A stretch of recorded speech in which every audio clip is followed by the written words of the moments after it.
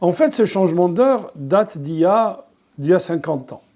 Date de la guerre de Kippour 73. Officiellement, ça date de la guerre de Kippour, quand l'Égypte et la Syrie ont attaqué Israël pour reprendre ce qu'ils ont perdu en 67. En 67, Israël attaque les pays arabes et triple son territoire. Ils prennent le Sinaï, ils prennent le Golan au nord, ils prennent tout. Et en 73, l'armée égyptienne traverse le Sinaï, reprend le Sinaï, enfin reprend une partie du Sinaï. On essaie de reprendre le Golan, mais c'est très difficile. Et ce qui se passe, en fait, je schématise, parce que c'est pas le lieu de parler de ça, je schématise un peu.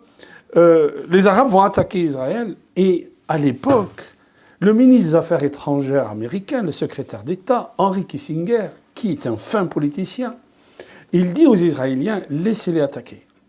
Laissez-les attaquer, pourquoi ? Parce que s'ils vous attaquent, devant l'opinion internationale, où vous passez pour des agresseurs depuis 67, où il y a des résolutions depuis 67, vous passerez devant un État qui se défend. Donc vous avez le droit de vous défendre. Ça vient de là. Donc, qu'est-ce qui se passe ? Bien sûr, les Arabes vont acquérir certains territoires et, bon, renseignez-vous, vous allez voir, enfin, les États-Unis à l'époque, le monde était bipolaire, et les États-Unis à l'époque, plus l'URSS de l'autre côté, ils vont peser de tout leur poids pour arrêter la guerre. Du coup, qu'est-ce qui se passe ? On dit officiellement, dans les médias, que les Arabes se sont fait voler leur victoire. Henry Kissinger, qu'est-ce qu'il dit ? Il dit aux Israéliens, surtout à Golda Meir, qui était Premier ministre à l'époque, alors, entre parenthèses, Golda Meir était palestinienne avant 1948. Pour ceux qui nous disent que la patrie palestinienne n'existe pas, la première ministre israélienne dans les années 70 était palestinienne. Elle avait une carte d'identité palestinienne. Et Shimon Peres, il demande un visa pour aller en Palestine. Pour les gens qui nous disent que la Palestine n'existait pas, ça n'a jamais existé. Que la guerre a commencé le 7 octobre. Non, non, non, non, non. La guerre n'a pas commencé le 7 octobre. Et vous allez voir, pour les gens aussi qui nous disent il n'y a pas d'incident sur nous. Pourquoi on importe le conflit ? Ah, le conflit, tu le vis tous les jours. Ah, tu changes d'heure et tu dis rien. Pourquoi on change d'heure ? Voilà, regardez. Donc on nous dit, les Arabes, et surtout à leur tête, le roi Faisal d'Arabie, qu'est-ce qu'il fait ? Il décide d'augmenter le prix du baril du pétrole. Et du coup, on se retrouve en Europe, surtout, on était dans les 30 glorieuses, c'est-à-dire on était en plein essor économique. On se retrouve avec quoi ? On se retrouve avec un prix du baril qui passe de 2 $ à 12 ou 13 ou 14 $. Vous imaginez, l'augmentation, elle est énorme. Et donc, du coup, on revient au vélo, on revient à la calèche. Il y a tout un formatage des esprits en disant ils ont le pétrole, mais c'est tout. C'est tout ce qu'ils ont, ces Arabes-là, ils ont que le pétrole. La vérité, c'est que la crise économique couvait depuis les années 70, depuis la fin des années 60, les années 70, 71, 72, la crise économique couvait. La crise monétaire couvait. Et l'augmentation des prix du pétrole, c'est pas le roi d'Arabie, c'est surtout les 7 sœurs qui sont les grandes compagnies pétrolières. Ça, personne ne vous le dira. Alors pourquoi je vous dis ça ? لأن الله سبحانه وتعالى يدي في القرآن السحرة سحرة فرعون وسحروا أعين الناس واسترهبوهم وجاءوا بسحر عظيم. Allah سبحانه وتعالى يدي ça في القرآن. Il dit les sahara, qu'est-ce qu'ils font ? Ils formatent les esprits. À tel point qu'on a tellement formaté les esprits que les gens partent sur une idée, en fait. À force d'écouter le mensonge à longueur de journée, on pense que c'est ça la vérité. Or, c'est pas ça la vérité. C'est pas ça la vérité. Et en tant que musulman, en tant qu'insan mu'min, tu dois aller chercher la vérité là où elle se trouve. Et la vérité, Allah subhanahu wa ta'ala min asma'i al-Qur'an, il l'a appelé Al-Furqan. Al-Furqan. C'est quoi Al-Furqan ? C'est le discernement. C'est alladhi yafriqu bayna al-haqq wal-batil. C'est quoi le discernement ? Quand tu es dans une situation difficile et tu ne sais pas, il y a un brouillard, tu ne sais pas où est-ce qu'il est le vrai du faux, eh bien mets le Coran et tu vas comprendre. Alors, regardez bien le formatage des esprits. Hein. Donc on est parti sur cette idée, tout le temps, qu'en hiver, en été, on rajoute 1 heure, comme ça, le Maghreb il est à 10 heures, le soleil se couche à 10 heures du soir, et on gagne de l'énergie, et puis voilà. La vérité, elle est tout autre. Pourquoi je vous dis ça ? Parce qu'il y a des informations qui nous arrivent. Aujourd'hui, nous sommes dans l'ère d'information. Chacun de nous porte le messager d'information dans sa poche, votre portable, et vous donne les informations du monde entier. Il y a des images qui nous arrivent, des informations qui nous arrivent des États-Unis, où les gens vous disent, avec ce qui se passe à Gaza, ben, j'ai arrêté d'envoyer mon fils à l'école. Vous imaginez? J'ai arrêté d'envoyer mon fils à l'école. Pourquoi? Parce que les politiciens, ce sont des menteurs. Ils nous ont menti sur toute la ligne. Un autre qui vous dit, depuis les événements de Gaza, je demande à dire La ilaha illallah Muhammad Rasulullah. Depuis les événements de Gaza, je suis allé chercher dans le Coran et j'ai trouvé qu'il y a plein de vérités dans le Coran. Subhanallah al-Azim. Un autre qui jouait au sihr, c'était quelqu'un qui jouait, mais tous ces liens-là, on vous les mettra, Inch'Allah, qui jouait à la sorcellerie et qui découvre avec ce qui se passe à Gaza que le Coran, c'est la vérité. Il y a une femme, en pleurant, elle dit, quel est ce peuple qui résiste à tant de bombardements avec dignité?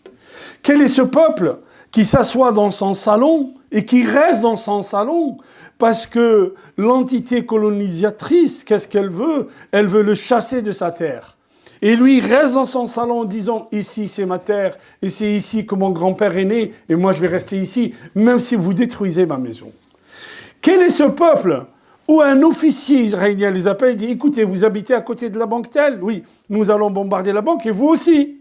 Donc, levez-vous et dégagez de la maison, parce que nous, on vous avertit, on va bombarder. » C'est ce qu'il lui dit, le gars. Il dit « Nous sommes 15 familles dans la maison. Mais si tu veux bombarder, bombarde, c'est pas grave. » Quel peuple, quelle dignité, quelle foi permet à une personne, à un peuple de tenir autant? Eh bien, les gens, ils vont chercher. Les gens, ils vont chercher. Et qu'est-ce qu'ils vont trouver? Ils vont chercher, ils trouvent quoi? Ils trouvent que c'est un peuple qui a une dignité. C'est un peuple qui aime ses enfants. C'est un peuple qui aime ses femmes.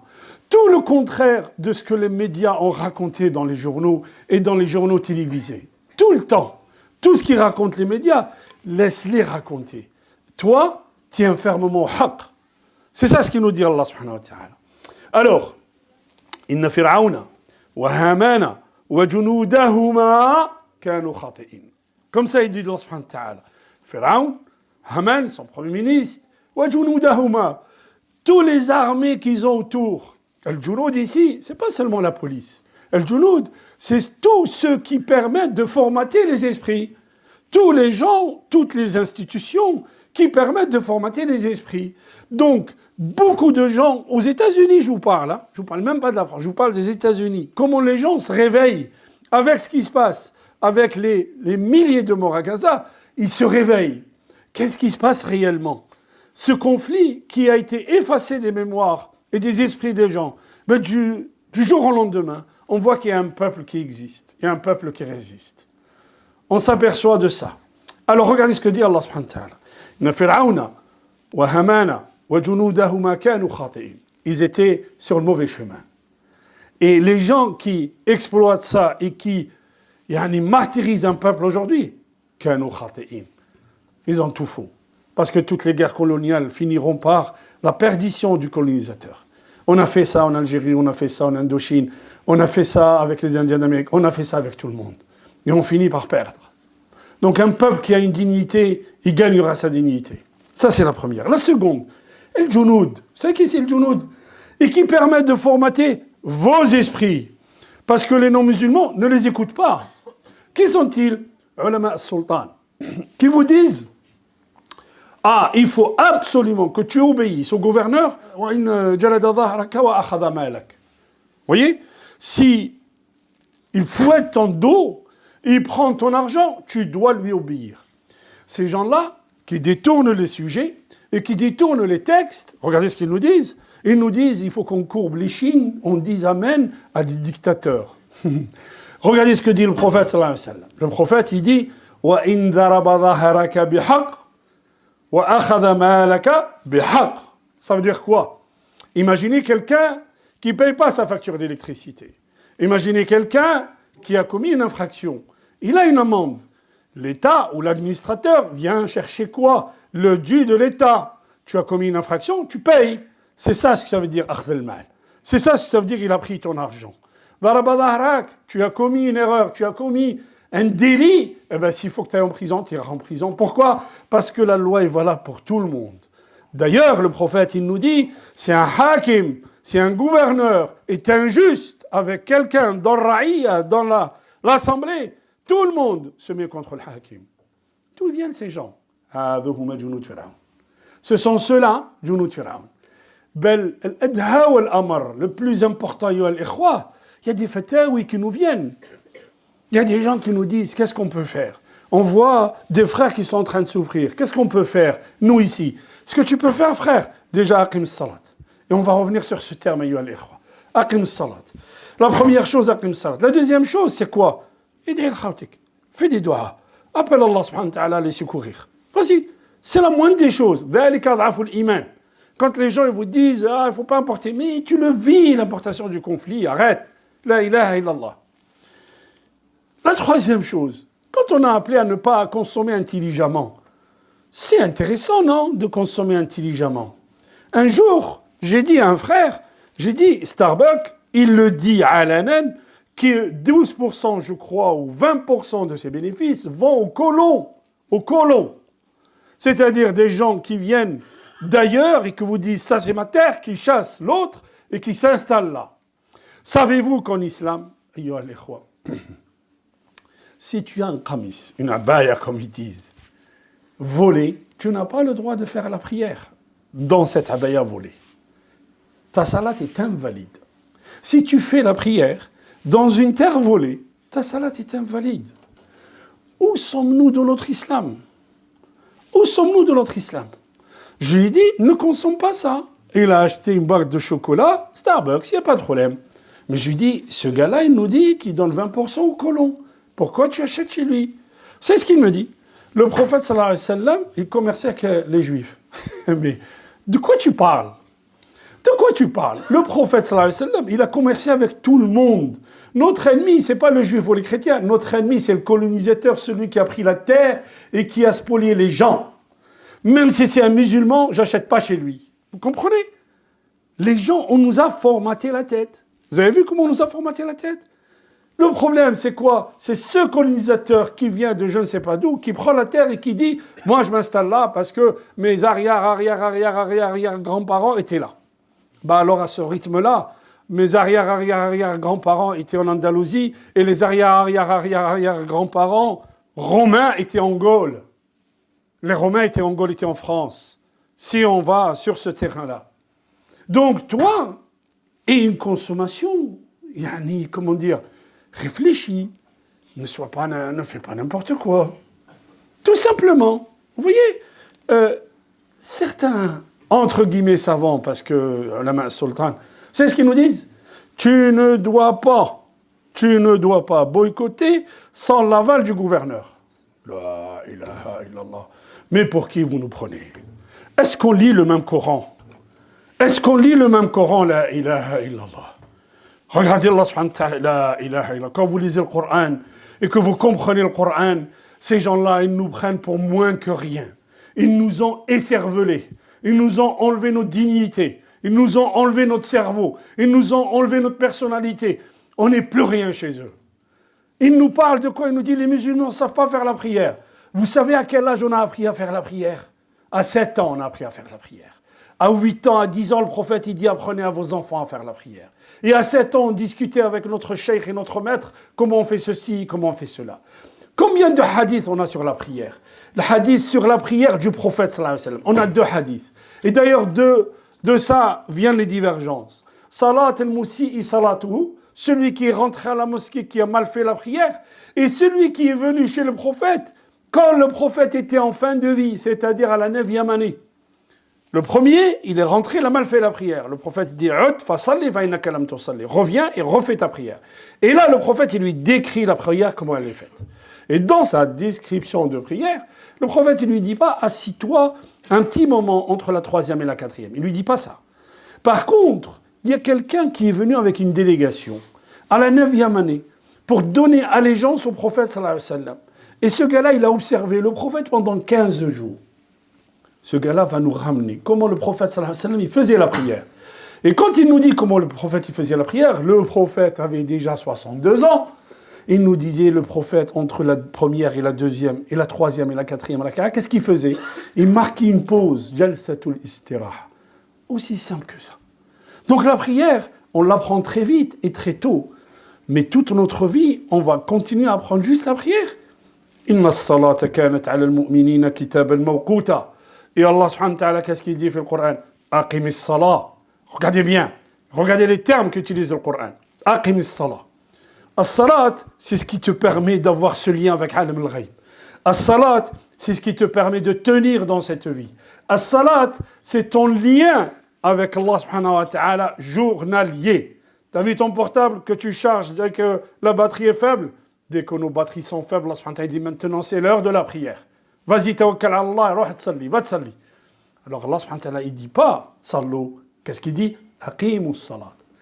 Regardez bien, Allah subhanahu wa ta'ala dit aqimus salat wa atuz zakat. Aqim. Accomplissez la prière. Accomplissez la prière. Ça veut dire quoi? Tu dois respecter le wudu comme il se doit. Tu dois respecter le temps. Tu dois respecter la quiétude dans la prière.